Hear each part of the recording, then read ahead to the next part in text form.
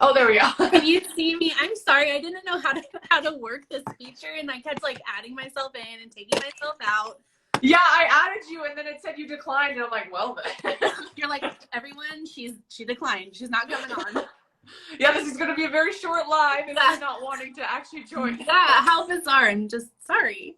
No, it's totally okay. I'm glad we got it figured out. Yes, let me just turn you up so I can hear. Perfect. Perfect. Okay, so did you want to do like a quick introduction, tell people who you are, anything like that, and then we can get started? Yeah, sure. So my name is Christy. I'm a dietitian and a certified diabetes educator. I live in Reno, Nevada, like an hour from Lake Tahoe. If you've ever been to Lake Tahoe, it's one of the most beautiful places in the whole world. I started my career working in a clinic, a very weight central clinic, focused on weight loss. And I really didn't like that route. I just felt like my clients were frustrated. I was frustrated. Like I didn't feel like I was giving them what they needed.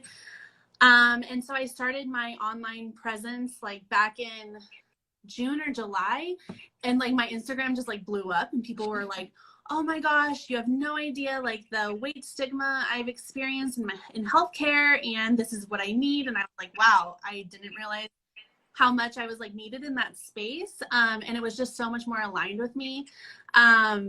So yeah, now I'm here and love like the connections I've built through Instagram. I didn't even realize that was even as possible as it is. It's really cool.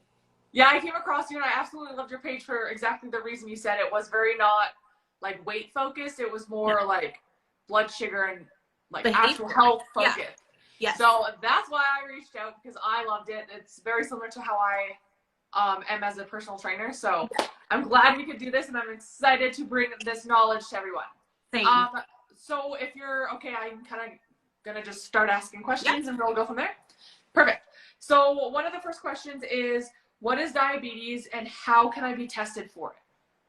So for the sake of the live, we'll kind of refer to diabetes as type 2 diabetes, because that's primarily where I work, is in the pre-diabetes and type 2. But for this question, really quickly, I'll just say that type 1 diabetes is where the pancreas is not making any insulin at all. And so they obviously, it's an autoimmune disorder, so they have to be giving themselves insulin shots all day, regardless of physical activity, diet, all those things. So I do work with some type 1 diabetes clients, but primarily pre-diabetes and type 2. So the difference is that in type 2 diabetes, the pancreas is still making insulin. It's just our bodies are not using it as efficiently as we need it to, or there's a level of insulin resistance occurring. And then pre-diabetes is pretty much like an alert, kind of like your body is kind of not using insulin the way it needs to, and like your lab work kind of alerts that. And then once you have diabetes, we know that there's some level of insulin resistance happening.